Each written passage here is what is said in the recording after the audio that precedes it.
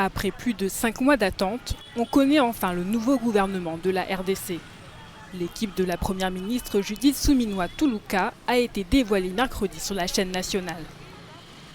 L'annonce était attendue avec impatience alors que l'Est du pays reste confronté à une grave crise sécuritaire, notamment dans la province du Nord Kivu.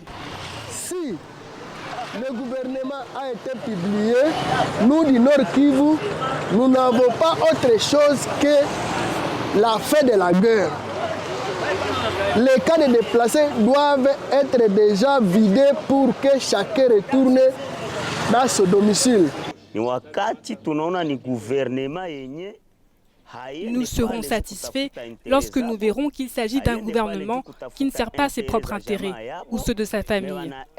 Les membres nommés doivent comprendre qu'ils sont là pour servir le peuple congolais, répondre à ses besoins et résoudre ses problèmes, ainsi que travailler pour la nation.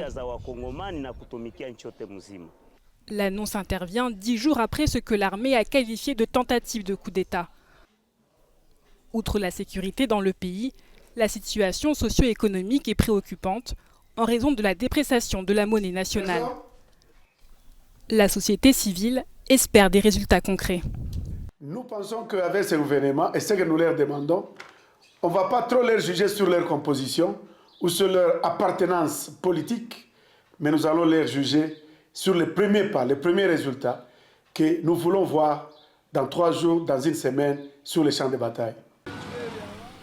Félix Tshisekedi a placé comme priorité de son mandat la création d'emplois, la diversification de l'économie ainsi que la hausse du pouvoir d'achat. Au pouvoir depuis janvier 2019, il a été réélu dès le premier tour en décembre dernier.